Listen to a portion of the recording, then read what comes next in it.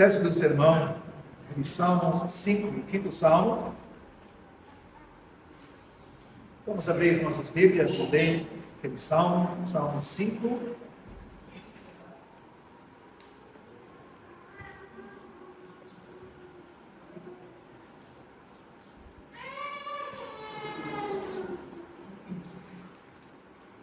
Agora, essa congregação em Caraguatatuba, eu estou pregando uma série de sermões sobre o livro dos Salmos, e o número de vocês ouviram um sermão daquela série em Campinas, há algumas semanas, sobre o Salmo 2, se não me engano.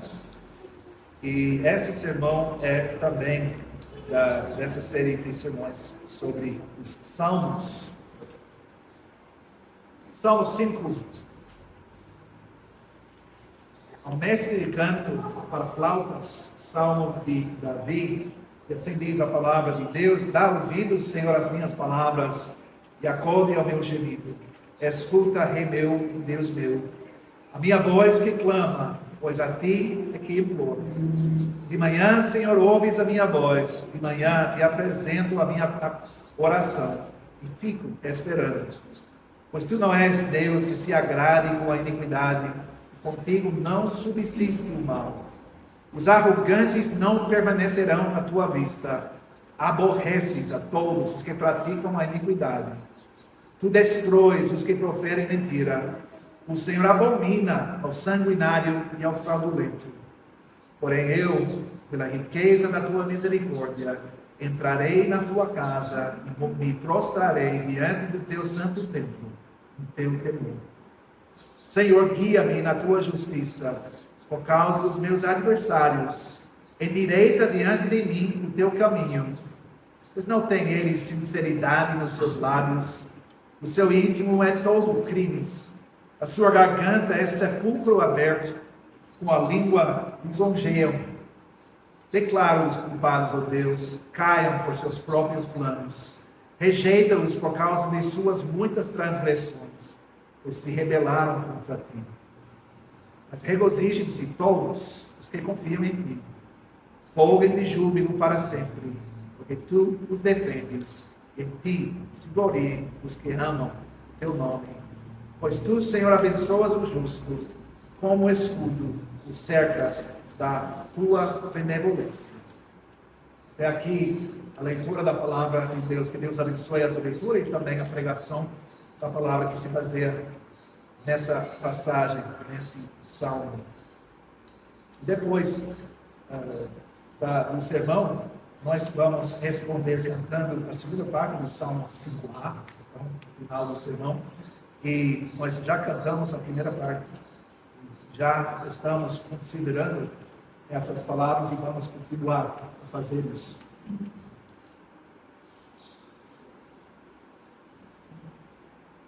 Amada congregação do nosso Senhor Jesus Cristo, o homem justo, como é o homem justo? Ele é como uma árvore plantada junto à corrente de águas. No devido tempo ele dá o seu fruto, sua folhagem não murcha. Tudo quanto ele faz será bem sucedido. Vocês já conhecem essas palavras, cantamos essas palavras. A mensagem de Salmo 1. Nós já ouvimos nesse culto. Agora aqui em Salmo 5 nós somos convidados a entrar na vida diária, na vida cotidiana do homem justo. O que é que nós vemos nesse Salmo? Então, esse homem justo, ele começa o seu dia com oração. Ele oferece suas petições ao Senhor e então ele aguarda a resposta. Ele clama ao Senhor e ele busca a presença do Senhor, sua ajuda, sua orientação. Ele expressa sua confiança no Senhor e ele louva. Então, essas são as ações de um homem justo. É assim que o homem justo vive a fé que confessa. Mas quando você pensa na imagem de Salmo 1, a imagem do homem justo sendo como uma árvore, é isso que lhe vem à mente? O que ele está fazendo no Salmo 5? Ele está clamando ao Senhor, ele está gemendo, implorando. Então, quando uma pessoa clama, quando você geme, você faz essas coisas quando está sofrendo. Essas são as ações de um homem que está enfrentando sérios desafios e dificuldades na sua vida.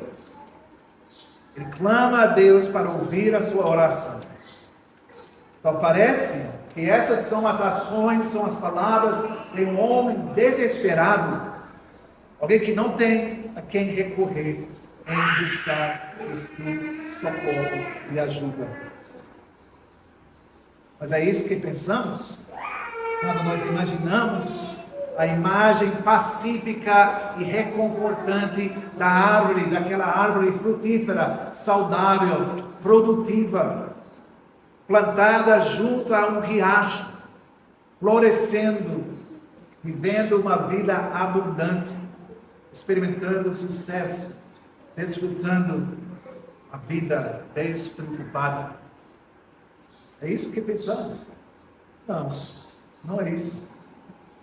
O salmista, o rei Davi, era um homem com muitos inimigos.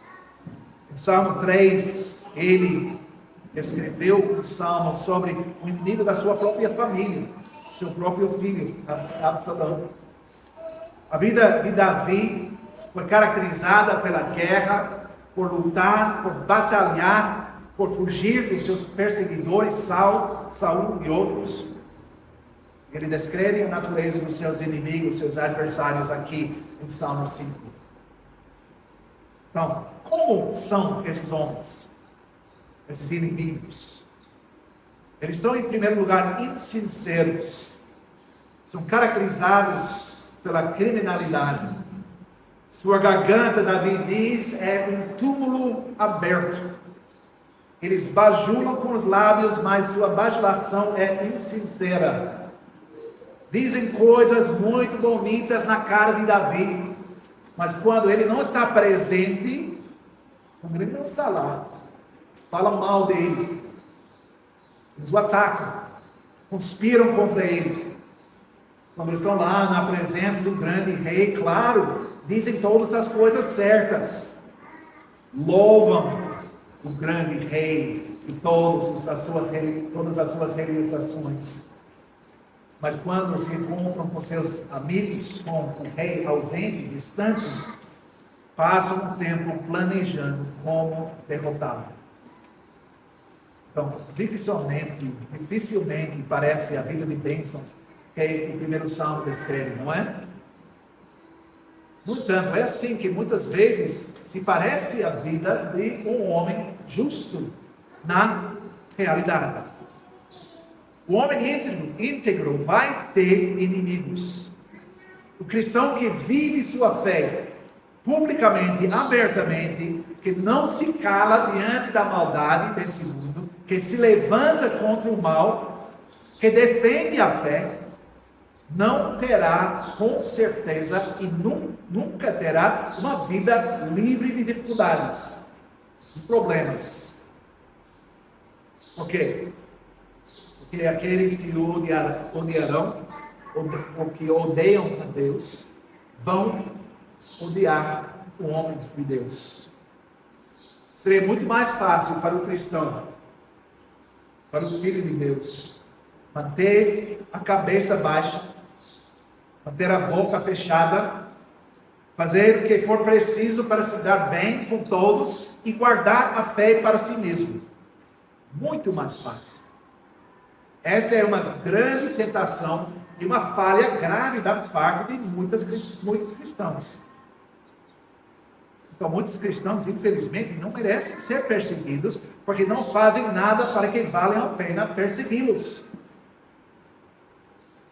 Em Atos, capítulo 5, nós lemos o que aconteceu com os apóstolos em Jerusalém. Quando os apóstolos se recusaram a parar de pregar o Evangelho. Atos capítulo 5, versículos 40 a 42.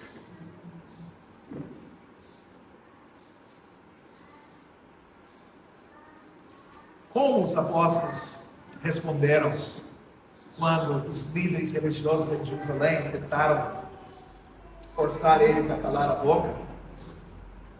Atos 5:40, chamando os apóstolos, açoitaram-nos e ordenando-lhes que não falassem em o nome de Jesus, os soltaram. E eles se retiraram do sinédrio, regozijando-se por terem sido considerados dignos de sofrer afrontas por esse nome.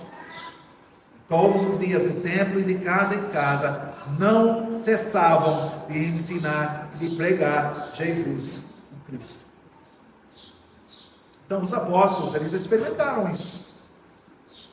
Mas eles se alegraram, porque foram considerados dignos de sofrer pelo nome de Jesus Cristo. Então eles não se ressentiram, eles não reclamaram, e o mais importante, eles nunca pararam de fazer o que estavam fazendo.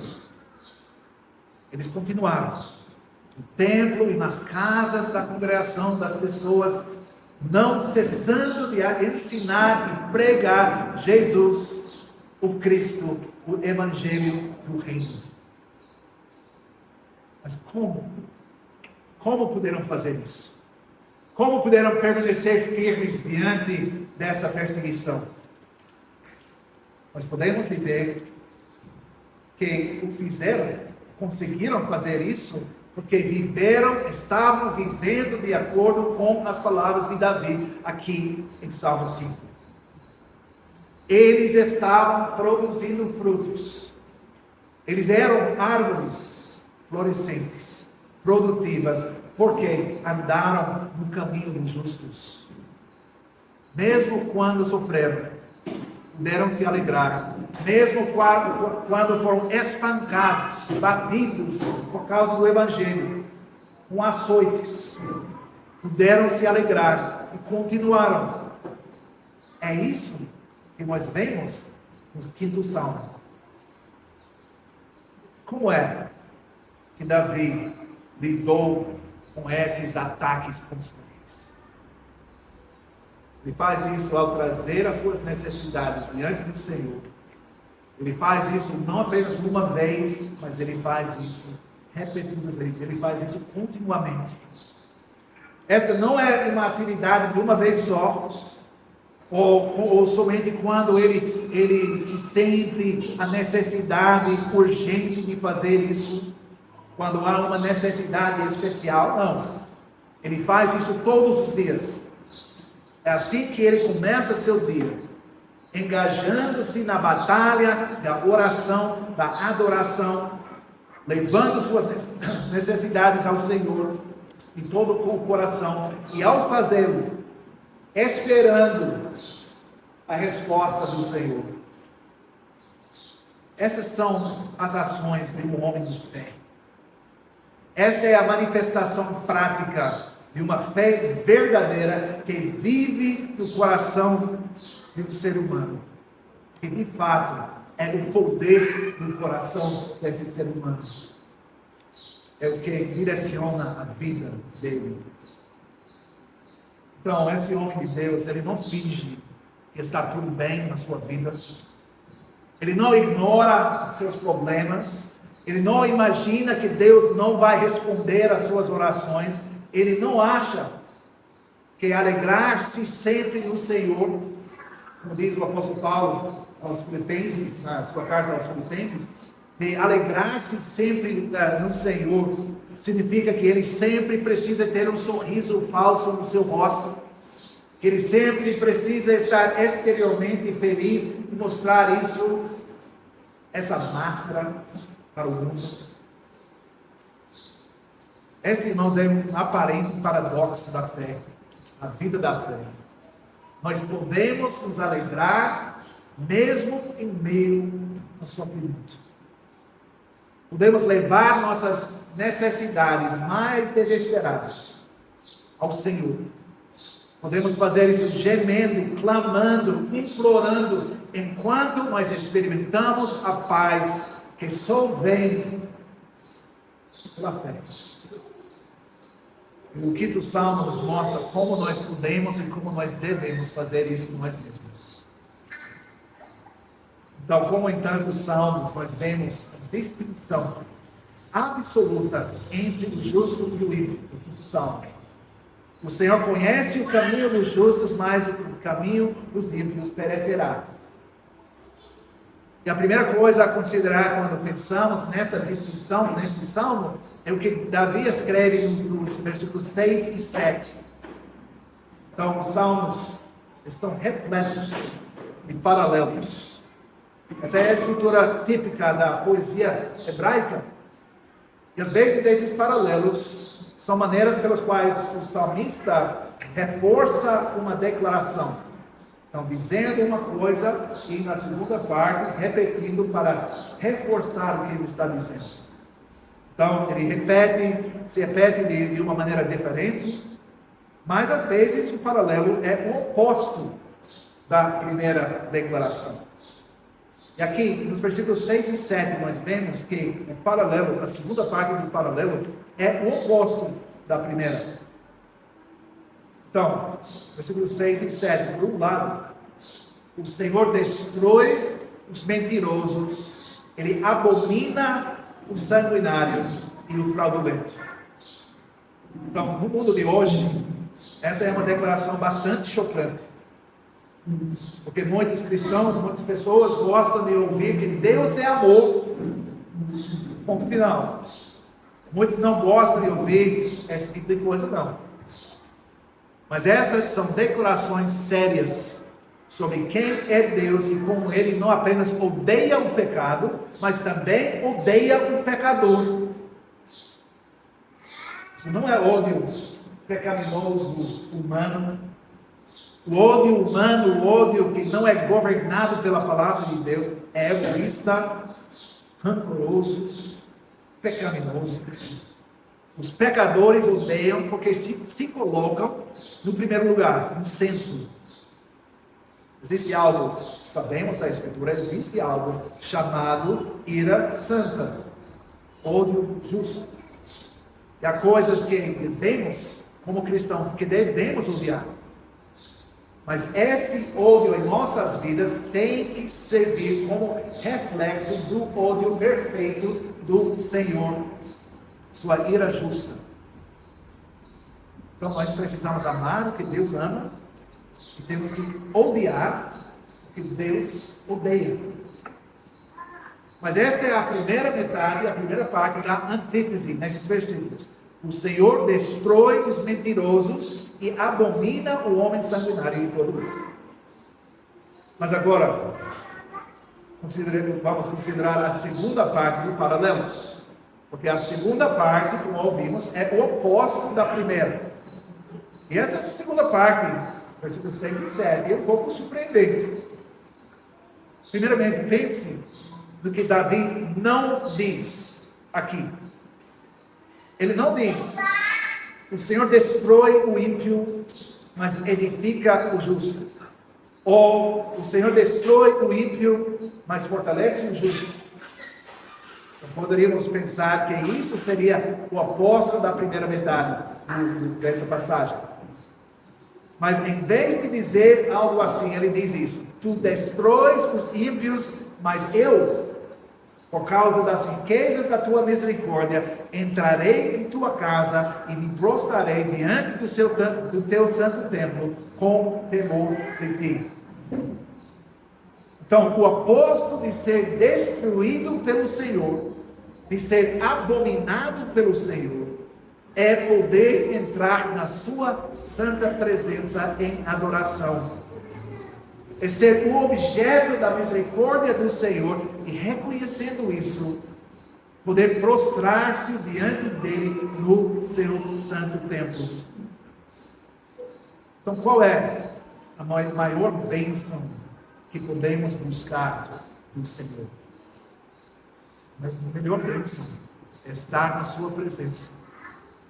Qual é a razão pela qual devemos buscar o Senhor fervorosamente e orar para que a justiça seja feita, para que possamos louvar o seu nome, para que possamos adorá-lo, para que possamos glorificá-lo?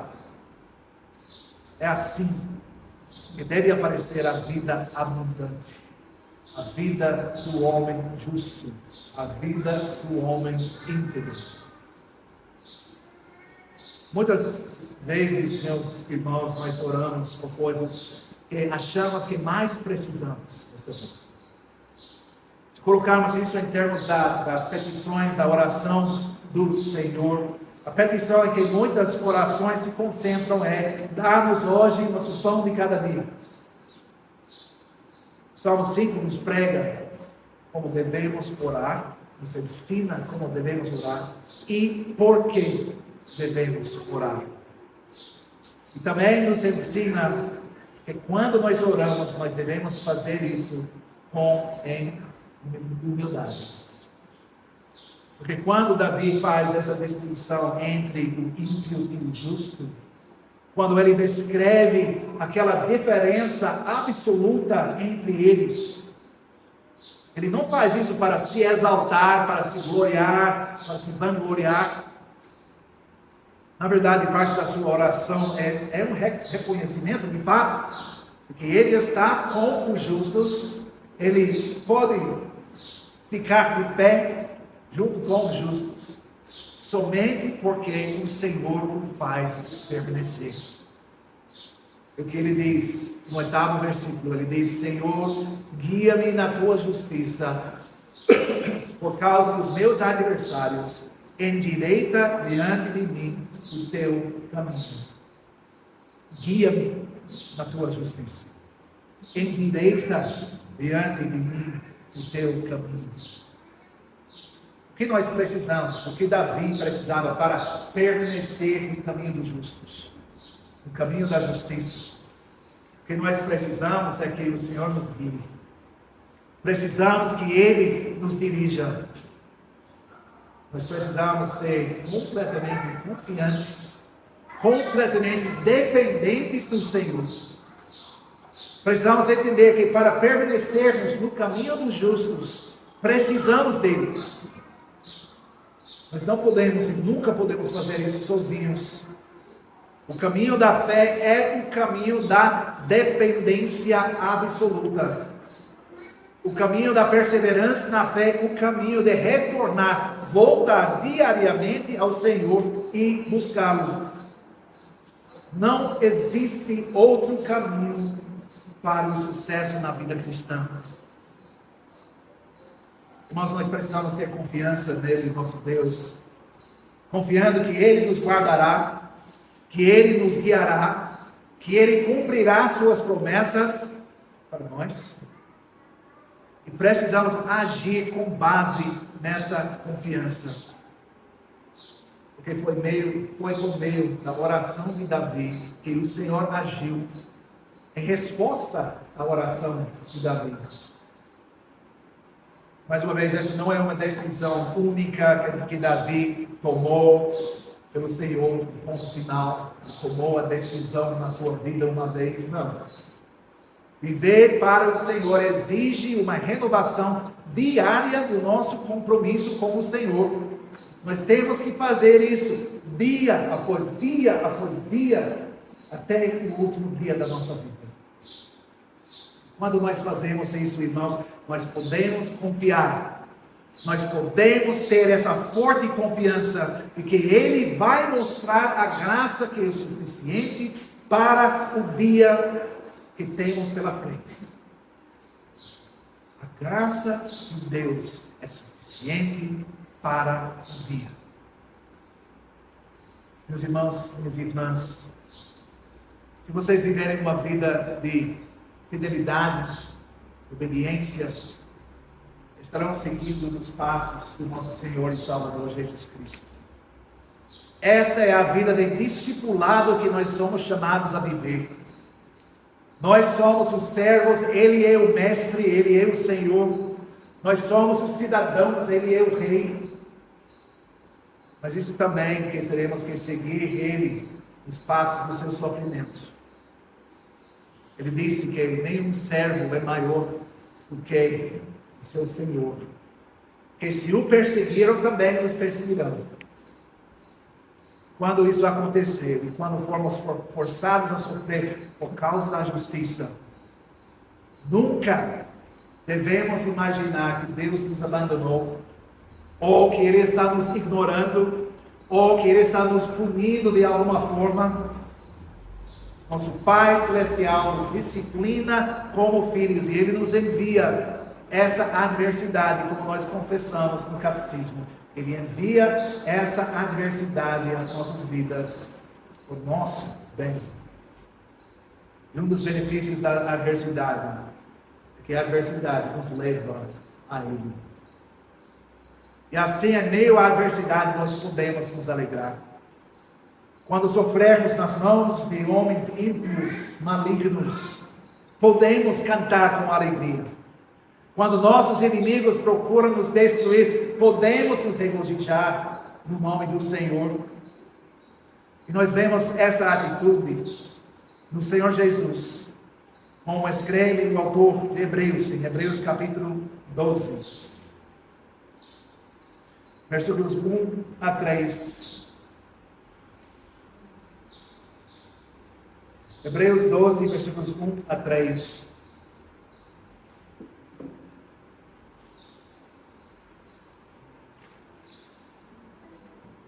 Que diz isso: portanto, também nós, visto que temos a rodear-nos tão grande nuvem de testemunhas, desembaraçando-nos de todo o peso e do pecado que tenazmente nos assedia, corramos com perseverança a carreira que nos está proposta, olhando firmemente para o autor e consumador da fé, Jesus, o qual, em troca da alegria que lhe estava proposta, suportou a cruz, não fazendo caso de ignomínia, e está assentado à destra do trono de Deus. Considerai, pois, atentamente aquele que suportou tamanha oposição dos pecadores contra si mesmo, para que não vos fatigueis, desmaiando em vossa alma. Agora, irmãos, há duas coisas que nós somos instruídos a fazer nessa passagem para perseverar, para não nos cansarmos, para não desanimarmos enquanto corremos essa corrida. Somos instruídos a olhar firmemente para o autor e consumador da nossa fé e considerá-lo diretamente e atentamente. Como é que podemos nos manter firmes? Como podemos cantar as palavras de Salmo 5? Como podemos orar as palavras do Salmo 5? Como podemos ser encorajados, desafiados pelas palavras do 5º Salmo? Fixando nossos pensamentos em Jesus, mantendo nosso foco nele. Esta é a única maneira de perseverarmos, dia após dia, semana após semana, ano após ano, nos dias bons, nos dias ruins, nos tempos de sofrimento, nos tempos de fartura. Nós vemos isso em todo o Salmo. Davi sofre, ele não se envergonha de levar esse sofrimento ao Senhor, mas ele tem plena consciência de quem é e o que se baseia inteiramente em quem Deus é e nas promessas que Deus lhe fez. Ele conhece o Senhor como seu Pai, que ouve as suas orações e que responde. Ele sabe que o Senhor, em última análise, abençoará os justos e que os ímpios serão apanhados em suas próprias armadilhas. Ele sabe que o Senhor defende os justos, abençoa os justos, que como o escudo o cerca da sua benevolência. Como ele sabe disso? Voltamos para Salmo 1. Ele sabe disso porque seu prazer está na lei do Senhor e na sua lei ele medita dia e noite. Ele conhece a verdade porque conhece o Deus da verdade e é conhecido por ele. E com base nessa confiança, nesse conhecimento, ele busca o Senhor de todo o coração, diariamente. Por fazer isso, ele pode fazer essa confissão de fé inabalável. Meus amados irmãos, minhas amadas irmãs, amado povo de Deus, muitas vezes nós enfraquecemos em nossa fé, porque nos concentramos nas coisas erradas, nos concentramos em nós mesmos, nos concentramos nas coisas deste mundo, nos distraímos, perdemos aquela determinação e firmeza que precisamos para permanecermos fortes. Então nós precisamos fixar nossos pensamentos em Cristo, o autor e consumador da nossa fé. Precisamos considerar aquele que, por nossa causa, suportou tamanha oposição dos pecadores contra si mesmo. Precisamos viver com base nas palavras que recitamos no início de cada culto. Eu vou recitar mais uma vez. O nosso socorro está em nome do Senhor, Criador dos céus e da terra. Amém. Amém.